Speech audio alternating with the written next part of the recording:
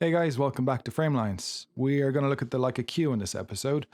I'm going to talk a bit about why I traded in my Fujifilm X100V against this camera, despite it being about 5 years old, and despite me really liking the Fujifilm X100V.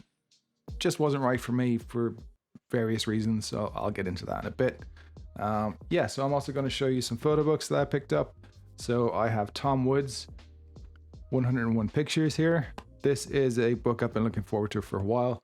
I saw Tom Wood's women's market photos at Photo London last year, and I think it was like the standout exhibition at that event.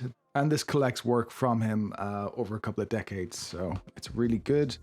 I have Christopher Anderson's Pia, which has nothing to do with street photography, but it's just a really good book. And I have my own book, which is Binaries and Graces. And I released this 2 weeks ago.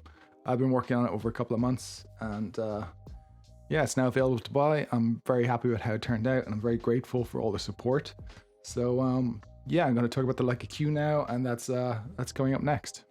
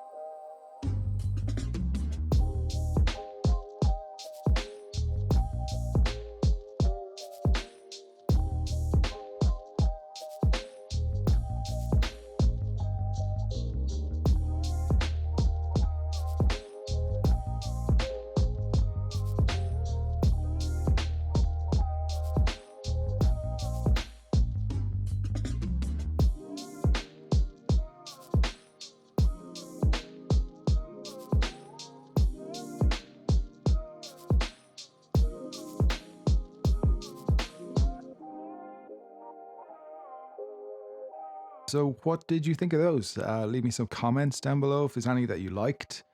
If there's any you disliked, if there's any you hated, leave some vicious comments for me, because I can take it. So the Leica Q, I really love it. There's a couple of things I love in particular. I love the autofocus because I think I'm kind of a DSLR shooter by nature. I just like autofocus. And I also like the fact that I can just pop this into manual focus by doing this. I just move this tab and I'm in manual focus, and I have a tab so I can zone focus. I can be shooting in autofocus and I can just suddenly pull the tab, and with muscle memory I know that the tab has to be in the middle for it to be around 1 meter, 1.5 meters, and that means I can zone focus and I know exactly what's going to be in focus from like 1 meter onwards basically. The focusing in this camera is amazing. It's like a really great mixture of both rangefinder and DSLR. So that's one of the main things I love about it. And I guess my reason for moving from the Fujifilm X100V to this camera was the wider lens. As much as I love the X100V, I felt 35 just wasn't wide enough for what I wanted to do. And this kind of met those expectations. 28mm has barely any distortion for a 28mm. It's an incredible 28mm. If you're to take this lens alone, regardless of the camera body, I would say it would be worth like between $3,000 and $5,000. And the camera body is pretty good too. I like the ergonomics of the camera. I like the weight of it. I like the size of it. It feels like using an M2 almost, because you have this kind of Leica body shape where it's just kind of an oval. It just fits really well into your hand. I just love that simple curve, really. It just fits so well. For me, it's basically an X100V, but it's got a sharper, wider, faster lens. And it's got a full frame sensor, which is something I wish the X100V had, especially that I know that I'm going to be, it's going into winter now. I'm going to be doing a lot of low light street photography. I'm going to be shooting at night a lot. And I don't think an f2 lens on a crop sensor is, I'm not going to be happy with it personally. So, but this knowing I can use the autofocus on this, and I can shoot at f1.7 on a full frame sensor, it's going to have no problems shooting at night. So I'm kind of looking forward to the next couple of months of using this and seeing what I can kind of get with it. So that's the Leica Q. That's kind of a couple of things that I liked about it. I'm not going to go into any kind of like technical detail about specs and everything. It's a 5-year-old camera. There are tons of reviews on YouTube if you need that kind of spec detail on the camera, if you need like breakdowns of like MTF charts and image comparisons and stuff like that. I just want to give you kind of my personal kind of impressions of it. So yeah, I hope that's kind of helpful in some way if you're thinking about buying one, or if it's always a camera that you kind of considered but didn't quite make the jump. I think I can't imagine anyone buying this camera and being disappointed. And just to kind of quickly take a look at some photo books. So I have my own photo book, Binaries and Graces. This is a collection of photographs that I've taken since I first moved to London up until kind of the beginning of this year.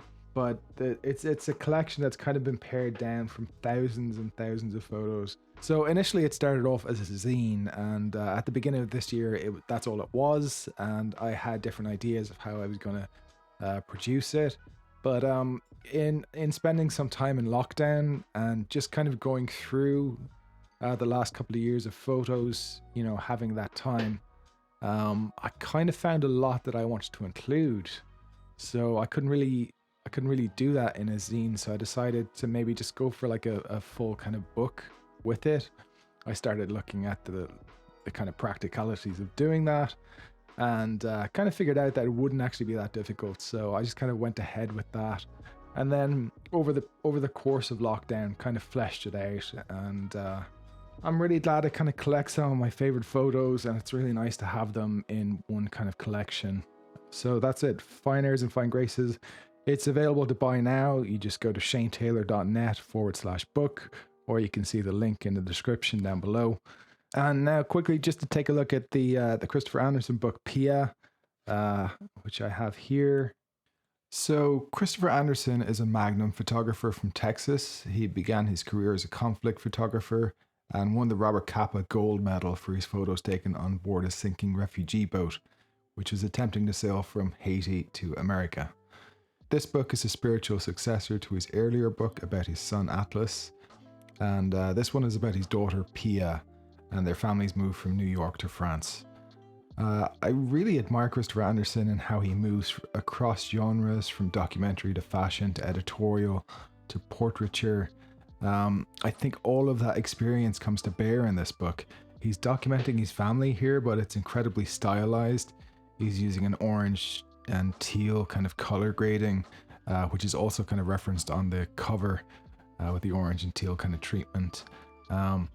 I think that kind of approach to documentary work is really interesting, because I think there's kind of a tendency to go for black and white when you're documenting something personal, or if it's color, then it's going to be sort of an honest, like true to life color palette. And I kind of like the idea of just being a bit more kind of expressive with color when you're documenting something as personal as your own daughter or own family. So that's one of the big things I really like about this book. And it's also just full of like just incredibly striking images, and Pia herself is like such a character in the book. I think it's really great. So that's Pia. I think it's a really great book, and I'd say it's one of my favorite Christopher Anderson books so far. And finally, just to take a look at Tom Wood's 101 Pictures, which I think it's probably the best book I've seen in a long time.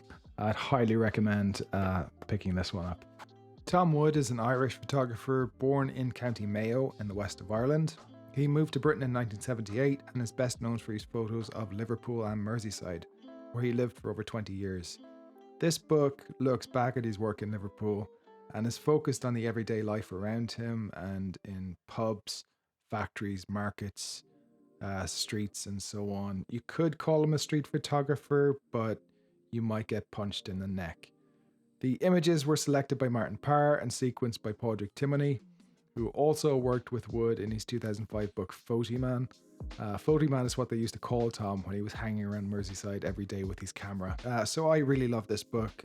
It's exactly the kind of street photography that I like. It's very kind of intimate, but it's not condescending. It reveals, it doesn't ridicule. Someone said that to me recently. I don't know exactly where it's from, but I think it's it's quite a nice sentiment to have for a street photographer.